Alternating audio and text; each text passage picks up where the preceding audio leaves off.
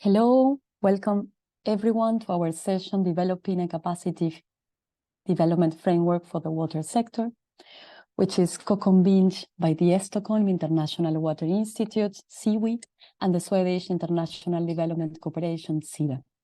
This session is for an hour. In this hour, we will get familiarized with a new framework designed for stakeholders in the water sector, providing guidance to improve design and implementation of capacity development processes. We will also hear examples where the framework has been applied to enhance the capacity of individuals, water entities such as regulators, ministries, and service providers, and the wider enabling environment. After this introductory presentation, we will have a panel discussion. Experts will share their insights and global experiences in implementing processes to improve water governance capacity in different countries and regions. We have with us today Alejandro Jimenez, Director of the Water and Sanitation Department at SIWI, Ingrun Hattenbach-Aslund, Program Manager, Capacity Development Specialist,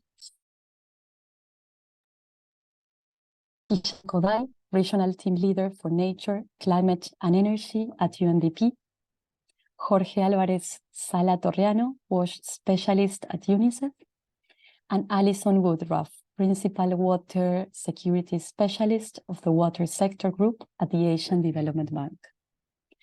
There will be an opportunity for all participants to raise questions and comments for our speakers and panelists through the Zoom chat function.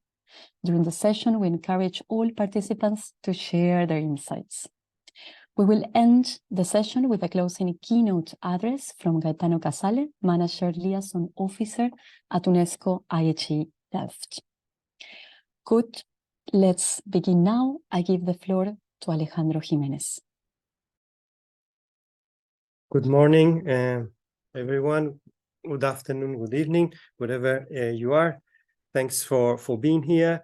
And my presentation this morning will be to start off the discussion by setting a little bit what we have been working on in the development of a capacity development framework for the water sector. Next slide, please. So if you are in this session, I'm sure you know that the very different and numerous definitions of capacity development that have been coming up throughout the history from the 90s until now, and actually we can finalize with a summary definition that is about how people, organizations, and society unleash, strengthen, create, adapt, and maintain capacity over time.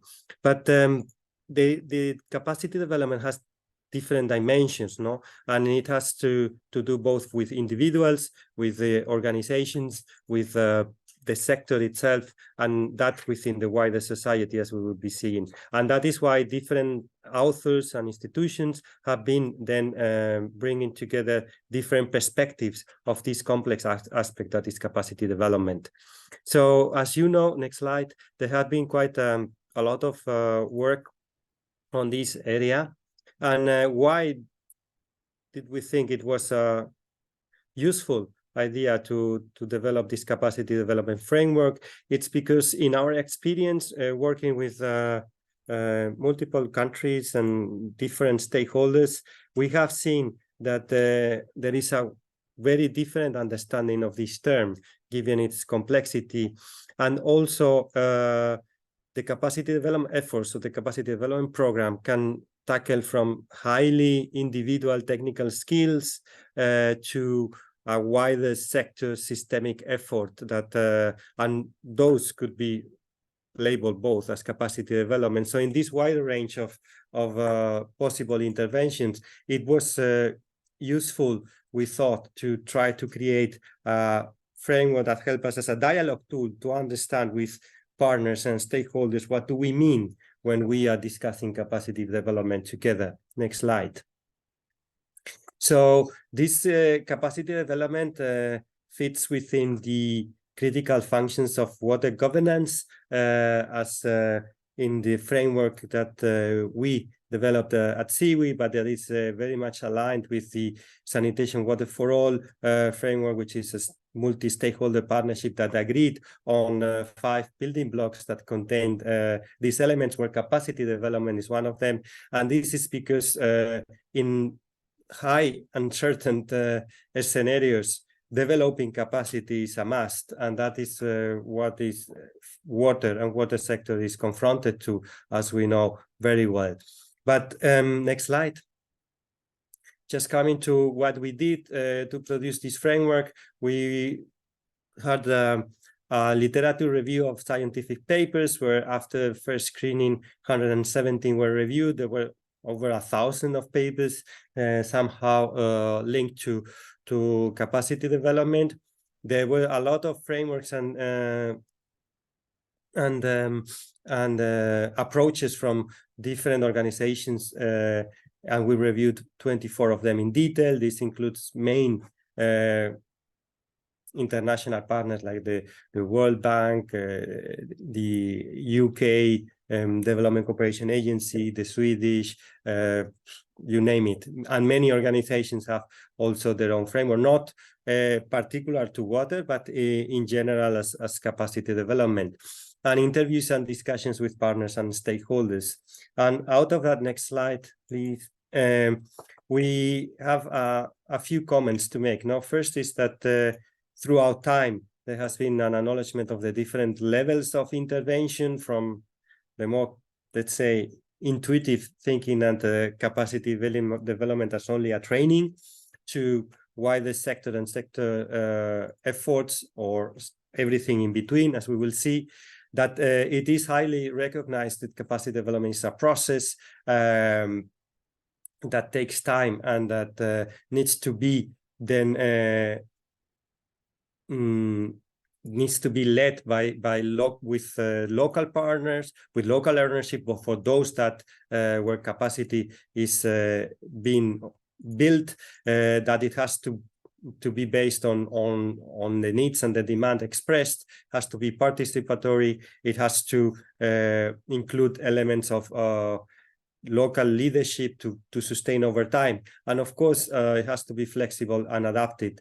I think it's important also to mention that many of the literature emphasize the aspect of sustainability over speed, no? And how also capacity development have to be innovative to then tackle new needs, but also new ways of providing these services. Next slide. So then, coming to the actual capacity development framework, we outlined the performance of public organizations within the water sector. So this was more linked to that type of organization, not then to small private service provider or multinational companies. We were focusing more on, let's say, ministries, regulators, water utilities, etc. Next slide.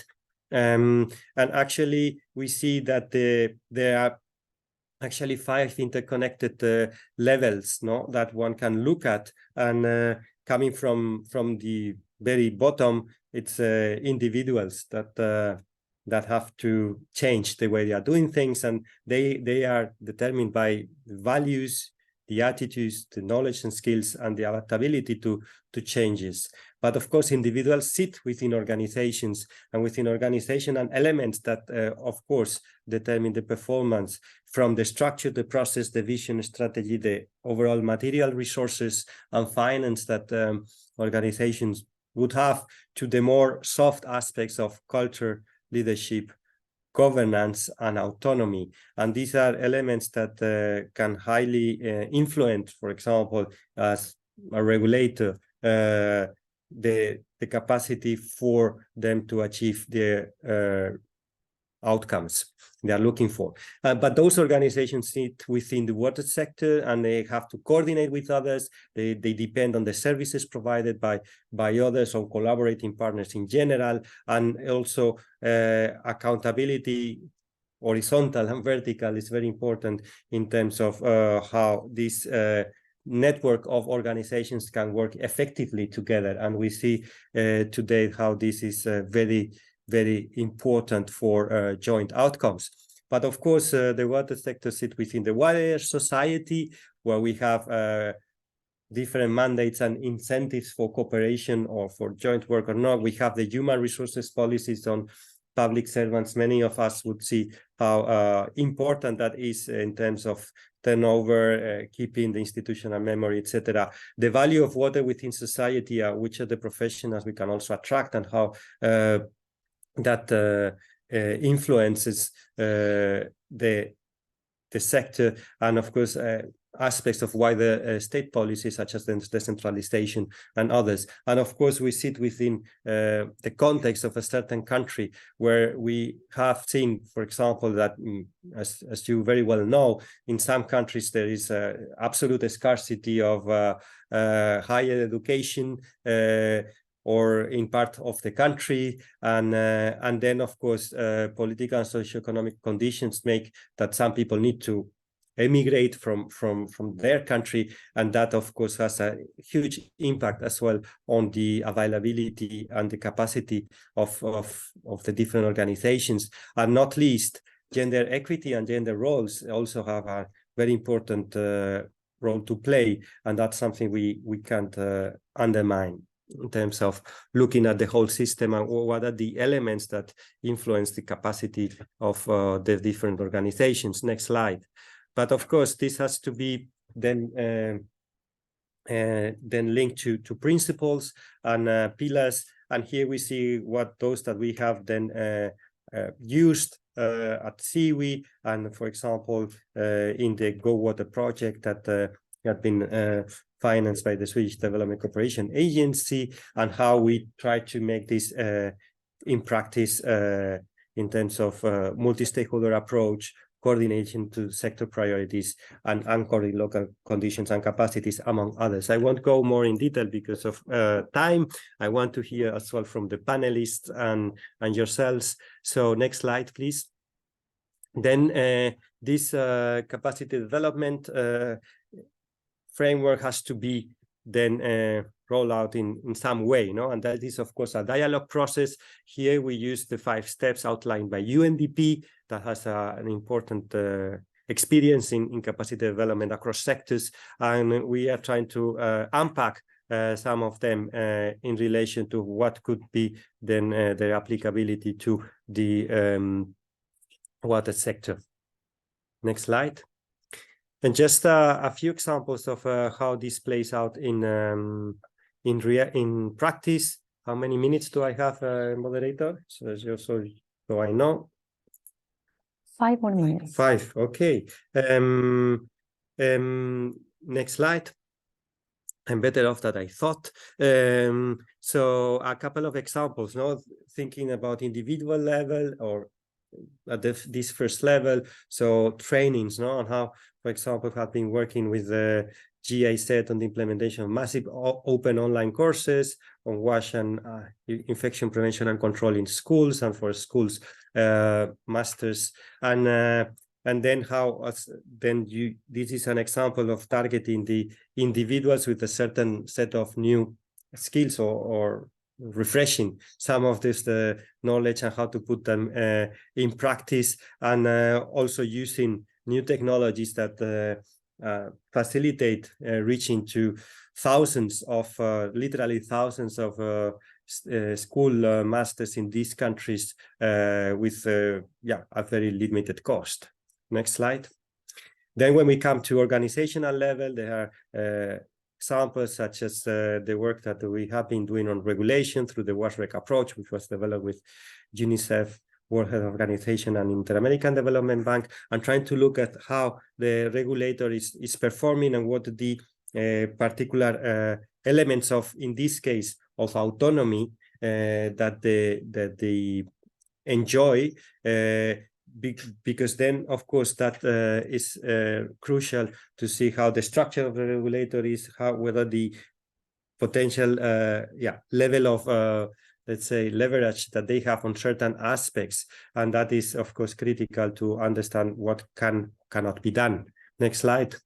And then of course moving to the sectoral level, exercises like the WashPad, which is a multi-stakeholder diagnosis and action plan development that has been in collaboration with UNICEF rolled out in many countries, and that speaks to this discussion within the sector on what are the bottlenecks and how can we move forward together in a cooperative way. And that is crucial, as we have seen, to solve the challenges we have, that we can't work just alone. Next slide. But I wanted to put an example here. You see a few pictures of how these processes play out. Next slide. But I wanted to end by also outlining that we can also try to work on some of the structural factors. And a good example is the Women in Water Diplomacy Networks that was created in the Nile first, and then it has been also replicated in other regions, and trying to then try to change over time these gender roles and gender in the water sector, and it's a highly structural element to be discussing the role in the political negotiations in water diplomacy, and how changing gender roles and can also influence what is the perspective and the elements of capacity in the water sector, by grasping as well the power of women in the sector. So I think I'll stop it there to give time to panelists and participants to perhaps raise some questions. Thank you very much. Next slide.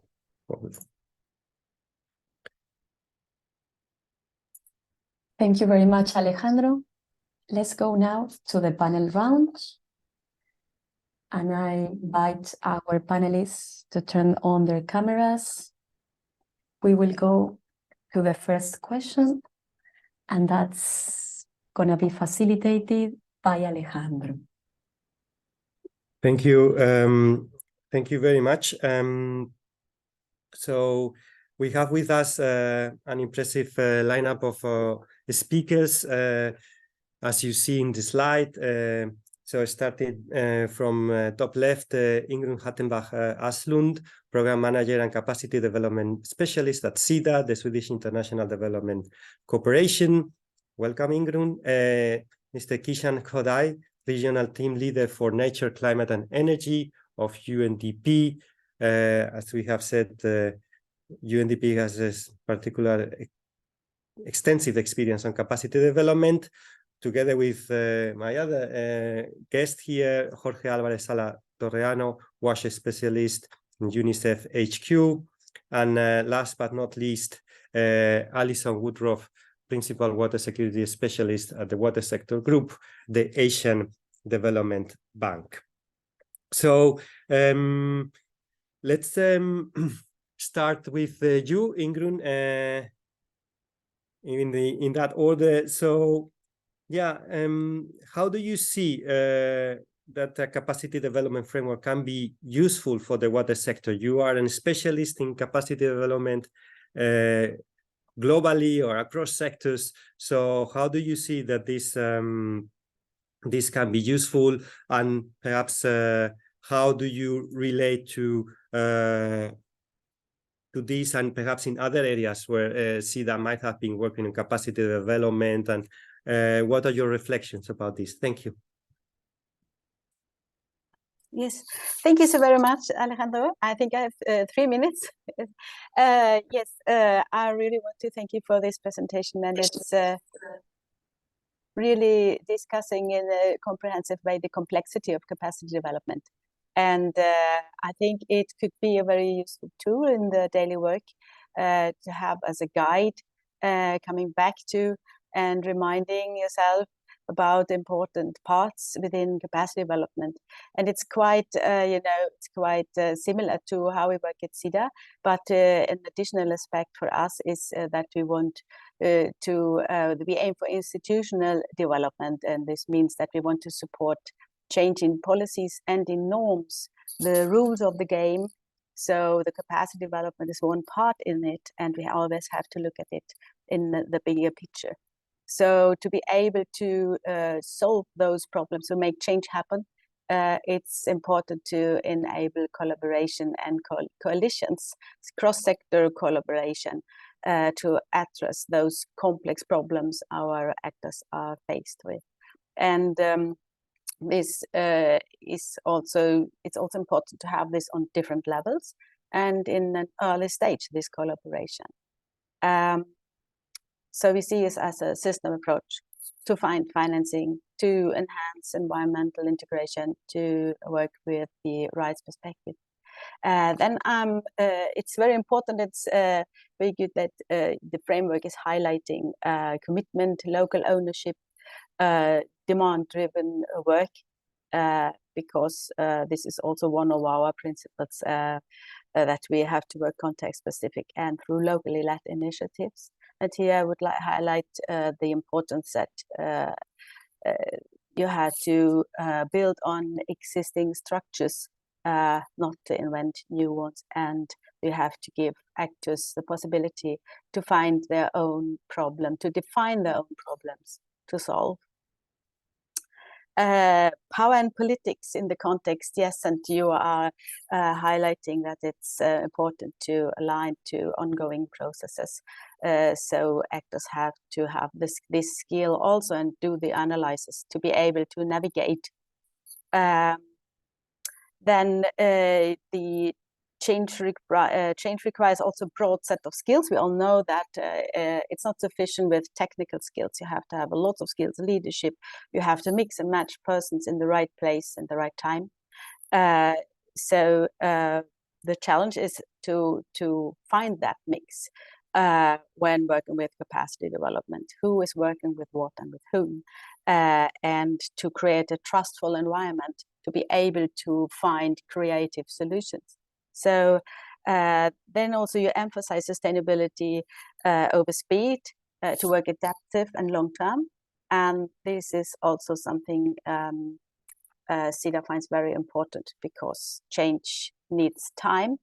But again, here also you can build on existing structures, catch on with other, find synergies with other processes to save time, but to give time to the people to find each other and to have the dialogue. And then I also would like to say about, yes, the challenge is to come from theory to practice. So we are all struggling with having plans, trying to find the right people, but in the end, so the one it's as important as the knowledge is to bring together the right people and to give them the chance to meet cross-sector, to meet organizations they never thought they would need to have a dialogue with, to find new ideas. And for us, it's always important to work with the rights perspective, and then in the water sector with the right holders, how to include them early. Yes. Thank you very much, Ingrun. I don't know if there is much more to say after those very wise reflections, but that is why we have very experienced people here. Ishan, from the UNDP perspective, how do you approach capacity development? How do you see this can be useful, or how do you see it can be also linked to other areas like environment and climate, where you also work? Yes, no, thanks for the question, Alejandro. No, definitely an expanding challenge, not a shrinking challenge, as we know. So I think for the last 50 years or so, UNDP, UN Development Program, has been supporting capacity development for inclusive and sustainable water systems around the world. We work in developing countries on the ground through our country offices, through our subnational programs, working with communities across the global south, with our close partners, including obviously SIDA and CIWI, but many other donors, as well as think tanks, of course, including local ones. The last 5 years or so, we've mobilized a few $1 billion of grant assistance for various aspects of sustainable inclusive water systems across the global south, working in over 100 countries. A few points in terms of your question, Alejandro, just very briefly from our experience. One is on this point about systems, as somebody, well, as various people mentioned in the chat box as well, and as Ingrid just mentioned as well, very comprehensively, eloquently. So, I mean, I think on this one, it's a key focus for us, actually. So building on a lot of the community-based work, a lot of the individual capacity development, but now really focusing on the systems level. So just as an example, how do we shift from adapting to the water crisis to actual transformation of systems? So in many countries, there's of course coping and adaptation measures to deal with water crises. You know, whether it's on the technology front, whether it's on the policy front, of course. You know, adapting water policies, conventional water policies, to bring them fit for purpose. But actually, to look at a future where you know, maybe there's no more water. I mean, in some contexts, or where, you know, you're going to extreme levels of water stress. If we look to 2030, the expanding hotspots, water poverty hotspots globally. And so shifting from just coping with the crisis to really transforming some of the drivers of the water inequality and the water crisis generally, which may be outside the water sector. So developing systemic capacities in across the development space, actually. The second point I'd make is on integrated solutions, of course, and trying to indeed address water policy reforms outside of the sector. So looking at if we're going to see hundreds of millions of people falling into poverty because of climate change and you know, the strong nexus to water, of course, being the driver of that. And of course, you know, 200 million, 500 million, 700 million people, climate displaced people in the relatively near future and ongoing, obviously, today. And that's primarily because of climate induced. I mean, one of the big factors is climate induced water insecurity, of course, and the need to, you know, shift away from traditional livelihoods where the water is no longer available, where it's clear it won't be in 10 years, and shifting to other geographies or livelihoods. So actually trying to integrated solutions to try to really embed capacities for water security and integrated water resource management across the space in terms of poverty reduction strategies, local community resilience programs. The third point I'd make is on working in fragile crisis context. So I'm regional team leader for our MENA practice. And just as one example, through the generous support of CEDA, for example, and other donors, we've had a very interesting green recovery program in a place like Yemen, helping displaced communities, one of the, you know, maybe the worst humanitarian crisis in the world still for many years now, and one of the most water poor, if not the most water poor countries in the world, and one of the most climate vulnerable countries in the world. And so working together with CEDA and our local partners and many other partners, integrating green solutions into our crisis response and recovery support for those millions of internally displaced people. So how do you support recovery, reconstruction, a vision to reconstruction in a way that can build in integrated water resource management at the systems level, at the community level, having that kind of climate resilient water systems as part of the build back from crisis, no? And that applies across regions, across the world, given the strong nexus of poverty and fragile and crisis context that's clear globally now. And lastly, and very briefly, sorry if I give too many points on that right off the bat, but the last point I would say is on nature-based solutions, of course. And I mean, one of the priorities I think for capacity development is capacities for restoring ecosystems. So obviously not just about technology or policies, and definitely not just about national policymaking, but really looking at how we can expand quite rapidly the restoration of key ecosystems that are really at the base of water systems, of course. So, thanks. Thank you, Kishan. Thank you for those very important points, and reflecting on the fragile situations, on the need of holistic and integral solutions, on the capacities with new solutions and for new challenges as well, right? And how to anticipate and build that adaptive capacity. So thank you very much for those. Then you might have seen I have someone to my side. It's Jorge Alvarez Sala from UNICEF, also here in Stockholm, and that's why we were using the same camera. Jorge, from UNICEF perspective, what do you all want to add in terms of your approach or the potential usefulness of this framework or the innovations that you might be seeing in this space? Thank you. Thank you. Well, it's difficult to add much to what previous speakers already said. But just to say that I had the opportunity to peer review the document. And I think, as Ingram said, I was particularly interested to see, for instance, the key elements of success. Some of them already mentioned earlier, so I don't want to repeat myself.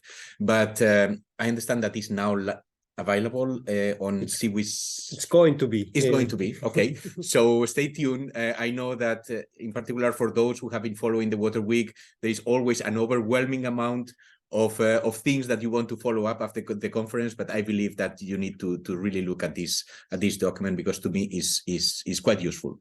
And I will say why I believe is useful. Capacity development is the bread and butter in the international development, is a key element in the water sector, is one of the 5 building blocks in the SWA building blocks, is a governance function. Many external support agencies have been working for decades in capacity development, but I still believe that we are not doing well and we are not doing enough. And the framework, in my personal opinion at least, helps to structure, to think beyond our usual focus on trainings, and looks a little bit beyond this focus on trainings, on kind of on all the work that we often do on capacity building. I would like to stop here, and maybe I think there is another round of interventions, and then I can further develop on what UNICEF is currently doing and what we would wish to do in the future, and our suggestions on moving forward on this important element. Thank you very much, Jorge. And then I would like to hand over to Alison from the Asian Development Bank. What is your perspective and practice and challenges around this issue, and how do you see we can move forward?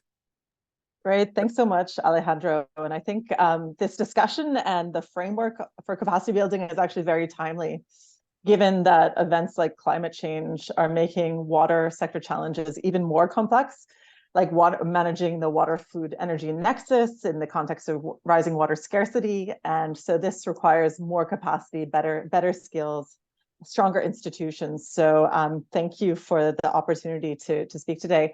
I think there's a really good alignment between the framework you presented and ADB's own framework for capacity building.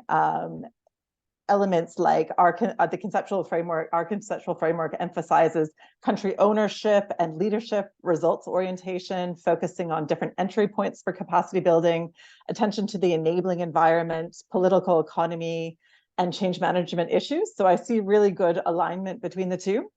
And maybe from an organizational perspective, I think these issues of capacity development and getting the framework right and moving from theory to practice are extremely important. We did a review of our capacity development framework in 2016, and according to that review, the Asian Development Bank approved 2,500 lending, grant, and TA operations, which included capacity development activities between 2007 and 2015. So we do a lot of this. So it's important to get it right, I think, as others have said. Some of the elements I think that particularly resonated with me in the framework that was presented was around the interconnected levels, really recognizing that capacity doesn't start with the individual, it ends with the individual, but there's this wider structural, institutional, and organizational factors which influence the capacity. As we heard from another speaker, it doesn't just require training. So maybe just to give an anecdote, when I was working on a water project and we were trying to build the capacity of a water department's non-revenue water unit. the consultant team that had worked on it said, we don't understand why the capacity is not increasing. We've given training to the water operational staff, to the NRW team. We've given them equipment, but still we don't notice any impact on non-revenue water. Leakage is not being reduced in the network, and not really paying attention to the fact that individuals on the team are very much influenced by, they have to be empowered, they have to be incentivized, and they have to have the resources to effectively carry out their role, even when they have the knowledge and skills to do so. So I think that's a really important point. I also really like the focus on locally led solutions for sustainability, and I think that's our experience as well. I mean, there's also often a tendency to bring in an international specialist to bring in international trainers, but actually our biggest successes in terms of sustainability have been working with local training institutions on vocational skills development, because if we build the capacity of training institutions in country, that also builds their ability to carry on and deliver training and capacity building activities on an ongoing basis. Also, I wanted to focus also on gender. We actually do a lot on capacity building and gender, because as we know, in the water sector, it's very much a male-dominated industry. I think the latest statistics are that about 18%, only 18% of the water utility workforce are women. So this is a particular area of interest for us. And although I think capacity building has to be demand-led, sometimes we try to push the boundaries a bit. And so in our operations, we try to get women into non-traditional sectors. This session is focused on water, so we try to get women into water operators trainings. We've had good successes getting women into training as plumbers and so on. So we also try to do a little bit of a supply push when there are gender norms in the water fields. Finally, maybe I'll just say that in terms of approaches, I think we often like to take a bottom-up and top-down approach. On one hand, as other speakers have recognized, we really need systems change. And so we often work at the policy level. We do policy-based operations. More and more, we're doing what's called results-based operations, where we support government-led programs to achieve specific development outcomes or results. And that can include policy and institutional reforms to get that systems level change. But we still really see the need for skills on the ground. So then that's where, as I mentioned, our plumber training for women, our water operators training comes in when we work with specific water agencies and water entities to build skills on the ground. And so I think if you can marry those two, then you can have a good impact. Finally, I just want to conclude on that. I think also other speakers have mentioned integrated solutions. I think that capacity is really important. With more complex challenges, we really need different actors who traditionally haven't worked together and have worked in silos to work together, and building the capacity to do that. We saw that during the COVID pandemic for the first time with water-based epidemiological monitoring. Water utilities had to do the testing and share the data with departments of health, and bridging those gaps as well and getting them to work together. And similarly with the water food energy nexus, we need to bring agencies in the energy sector, agriculture departments and water agencies to work collaboratively well and build the enabling systems to do that. So I'll just stop there because I think there'll be more questions. Thank you. Thank you. Thank you very much. I think I wanted to see if we have questions for the public, for the panelists, something that you can rescue there. I have seen there is a lot of action in the chat that I can't follow. I don't know if we can rescue any question there, a little bit general. I think later perhaps others can more very specific can be put in writing. Great, Alejandro. Yes, we have a question from one of our participants asking if there is a guide or a way to capture the impacts of capacity development programs. This participant is mentioning that unlike the direct service delivery programs where impacts are easily seen for capacity development programs, this is not usually the case. So I think this is a question for any of you who want to answer. That's a very good one that we have also noticed in our literature review, no? How to capture the actual benefits of capacity development in a more systemic way. So I don't know, anyone wants to react to that from the panelists? We can always hand over to Gaetano later for in his key concluding remarks, our expert in capacity development. So think about it. I don't know if you also have Ingrun, did you want to say something? Yes, I just want to say that I don't know about a guide. We have used different tools to try to catch up with that, because you don't want to only to look at anecdotes. You want to have a structure. You want to have a scientific background for that. So there are examples of universities following individuals over 10 years and the surrounding, and there are examples of if you're going through principles. I think to use principles is a good way to see if you are moving forward within a initiative, to see okay, we think that we are going forward if we have included everyone in this work, or if we see that the system is working and is sustainable. So you have to make a qualitative, you have to look at the qualitative results much more, but by using principles, so we'll get the structure. But I don't know about a guide. Thank you very much. More questions, Florencia, you have captured there? Yes, there is one for you, Alejandro.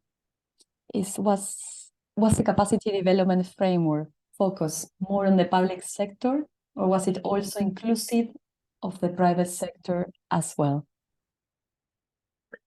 Well, I think while many of the things would be applicable, we have focused more on the public sector institutions and when selecting the particular determinants and all that, as I mentioned. Well, but I think, for example, the levels and many of the things would be applicable, but I think it would require some fine-tuning when looking at the private sector, and also within private sector, it's not the same thing, a small service provider and a multinational. So that would require as well some further research. But we welcome others to come in as well into that. And as we have only a few more minutes, like 5 minutes before going to the final keynote by Gaetano, I wanted to give a little bit of a minute to each of my panelists, if you want to reflect on what you have heard from others, or so I will start with you, Jorge, beside me. Okay, no, just a few reflections. Once again, to me, when we are thinking about capacity development, we need to move beyond trainings. We need to also consider not only the public sector, but also the private sector, the informal sector. And we often focus on the higher education, but let's not forget that there are millions of people. We don't even know how many people work in the wash sector. Many of them operating rural water supply systems with very little capacity development opportunities, with very little, with a lot of staff turnover in low level, subnational municipalities, etc. So the needs in terms of capacity development in the sector are not just in higher education, vocational training. And let's not forget that we are in the 21st century. The new generation is not learning as at least our generation and some of the speakers used to learn. So some people is learning on YouTube how to code. So let's not forget the young generation has different ways of learning. The new generation is struggling to get to the sector. We often meet youth, recent graduates from university saying, how can I land my first job in the sector? I'm interested to be in the sector, but I struggle to get access to it. And at this, sorry, and also I will finish this with the youth. How can we attract talent? Nowadays, the sector is not perceived as something that is interesting and attractive for the new generation. How can we bring people that is more attractive to coding and to IT to the sector? Because we really need talent and we really need to think of the new generation. Thanks. Thank you very much. So, Kishan, over to you. What would you say as a final remark? Yeah, no, thanks so much, Alan. No, great discussion, very interesting. Thanks again for having us. I think so, I mean, just building on some of the points from the comments, the chat box as well. I think one of the key priorities is really to reduce the kind of water negative investments that are part of the root causes of the water crisis. So there's, of course, a huge scale up of private sector investments and, the role of the market and all that across various sectors, from construction to real estate development, fracking, and the list goes on, which is having tremendous impacts on water and non-sustainable water use and the crashing of water systems over the next decade. So I think that there's indeed a major need to work with the private sector. Priority for us is to shift from nature negative to nature positive investments, working with, for example, the banking sector, the insurance sector, various elements of the high-tech sector, including the energy sector, including the various sectors, obviously, that are involved in the development field, industrial development and land development, and to try to see how we can integrate their, blue economy solutions and integrated water resource management solutions that can really be embedded in the private sector to ensure that we bend the curve of those investments more towards a nature positive future and the goals that we're talking about in terms of sustainable water use and preventing on the prevention side. So I think that's definitely a priority for us in terms of some of the questions there about working with the private sector. I think it's not just about technology and expanding clean technology, water technology for the private sector, but also having them to reduce their impact. Thank you. Yes. Thank you very much, Kishan, for that reflection. Alison. Great, thank you. Yeah, just picking up on some points raised by others, and we've talked about some of the challenges around capacity building, so maybe I'll focus on some of the solutions. Maybe first of all, I think, yeah, that point about the private sector, I think, is actually quite critical because we're finding more and more to address critical skills, expertise gaps, and performance issues, sometimes with services like, say, meter reading or non-revenue water. If you bring in the private sector and really harness their expertise and use performance-based contracts, that's a great way to fill capacity in specific contexts. Often we think that the public sector has to do it all and have the capacity to do it all, but actually, if you partner with the private sector, depending on the context, that can be quite effective. My second, I guess, final point is maybe the unprecedented opportunities that digitization is bringing to us in capacity building. The exchange of knowledge and information, having access to the internet, mobile phones, produces a cheap, quick way of sharing essential tools and information. We talked about youth and young water professionals. I mean, they're extremely tech savvy, so they have the ability to harness these resources. So I think that opens up a whole new area for us to look at how we can develop capacity through digital tools. So I'll just stop there. Thank you. Thank you very much, Alison. Last word for the panel to Ingrun. What do we look up as a final? Very hard to have the last word here because I really, yes, to include the private sector, to use digital tools. I mean, after the pandemic, we have learned so much and can mix and match those tools. Perhaps I should say also from my point of view, working a lot with environmental capacity building. If there is if you want the countries want to have a peer-to-peer learning between agencies, for instance, in chemicals management, or that. So there also it's very important to mix the partners and to make people talking to each other the rights bearers, the rights, the private sector, and the right holders. So make the structures working. So sometimes it's important both to have to mix the partners working with our countries and vice versa. An example is that when you're working with chemicals management, you want to have a good dialogue with the private sector and or with the people to find structures which are, you know, how you call it, modern structures of chemicals management. So, but for this, you need to dare to talk to everyone. Often the public agencies don't dare to talk to the private sector. This Thank you. one thing. Thank you very much, Ingrun. And I have to finalize this panel. Thank you very much all for your insightful comments. And I hand over to Florencia.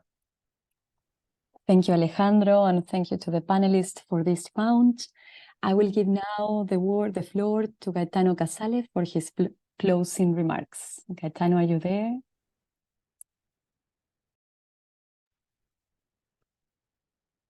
Thank you very much for inviting me, for having me in this session. I actually have quite a challenge here to have closing remarks on something that on many things have already been said. I prepared actually a text, and I noticed that many of the things that were mentioned already are included in my story. But I'll try to make this a story and also give a little bit of the narrative from an historical perspective on capacity development. First of all, starting from the positive remark, if you will, because I can witness, and I'm sure that everyone in this room and in the audience can witness that as well, that capacity development has been gaining more momentum, and especially because of the global acceleration framework in the SDG 6, where capacity development has been recognized as one of the main accelerators. As a result of that, I would like to mention that there were already a couple of initiatives that have been, let's say, launched as a result of the Global Acceleration Framework, the Capacity Development Initiative of UN Water.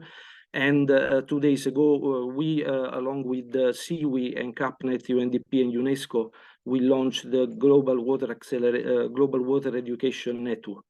So there are some initiatives, and I think that the framework that has been published by CIWI comes at the right moment. We have been mentioning, by the way, the same message over and over again at HE Delft, that capacity development, it's not just a training, it's not just an event, but it's a process. And it doesn't involve just individuals, but it involves organizations, institutions, and what we call the enabling environment. So I think that with this document, with this work that has been done by CIWI, we have yet another weapon at our disposal to further convince people also outside of this room. We don't have to convert already the ones that are in it with that. What I wanted to do and also give, let's say, a more positive vibe to this discussion is take a look at the historical perspective about capacity development. Also based on the experience from our institute, the HE Delft, we've been operating since 1957 in the capacity development arena. So we have seen that all, we have seen these trends. But just to, in view of time, I will limit with a few words. We have seen in the 90s a lot of emphasis on knowledge and capacity of individuals, so to speak, like, for example, contractors, managers, or users, and normally to optimize use of investment needs. In the early 2000s, we have observed that already in those times, the need for the fact that organizations need capacity beyond the individuals was recognized. However, what we notice is that changing the capacity or developing the capacity of institutions required processes that sometimes are very slow. And so there were some hiccups in really having an impact in those interventions.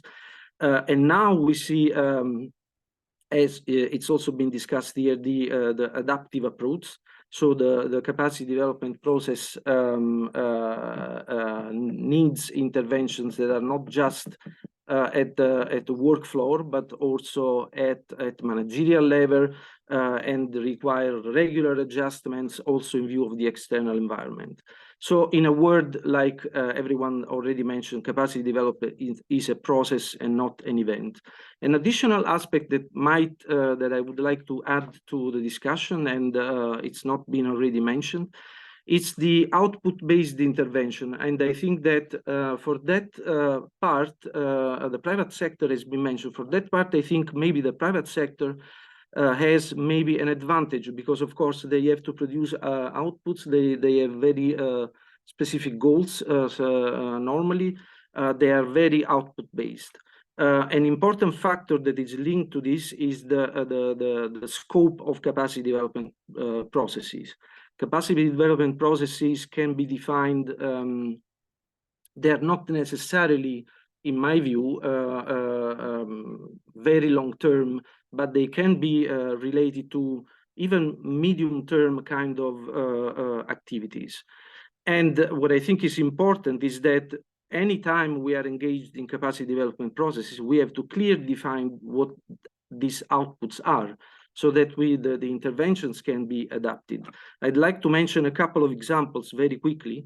In one time, we were asked by Indian public sector organization to develop integrated river basin plans, and their goals was very specific, very clear. We have to develop integrated river basin plans. So what we did, we co-designed a program which also consisted in class trainings, of course. But what we did, and I think that's the innovative aspect of that kind of intervention, was that they developed the plan during the training. So at the end of the intervention, they had their goal achieved, so to speak. Of course, if we include this intervention in a longer process, we were not part of the rest of the process, but at least the goal was achieved.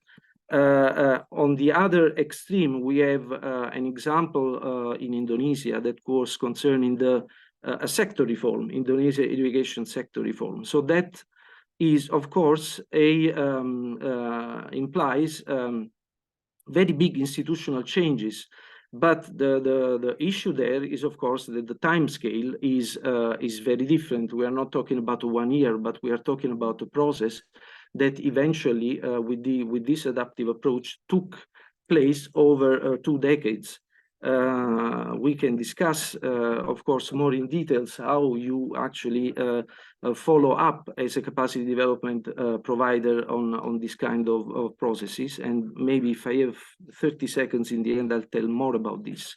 What I wanted to add to this discussion is that there are 6 arenas in capacity development interventions: development of skills for executive tasks, complex behavioral skills development, traditional education, research and development, which has been not mentioned yet, as well as innovation processes, and ICT for decision-making and policy and administrative reform.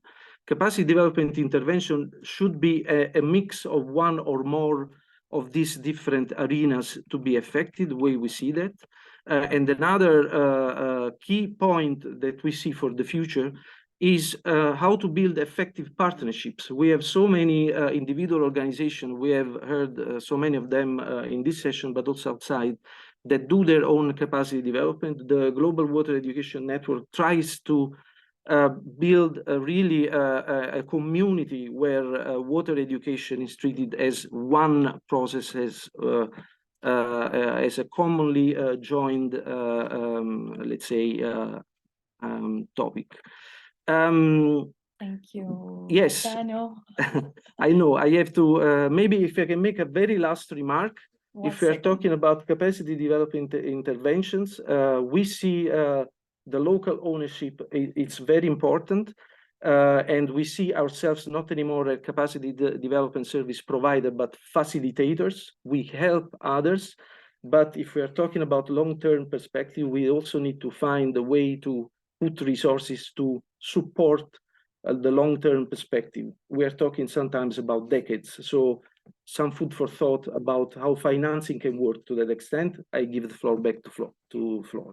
Thank you. Thank you very much, Gaetano, for your remarks. This is the end of the session. I want to thank our speakers and the audience for the positive interactions that we had today. Thank you also to Giovanna Garzón, my colleague in the backstage. I say goodbye to you all. Enjoy the World Water Week, and we see you in the next edition. Bye for now.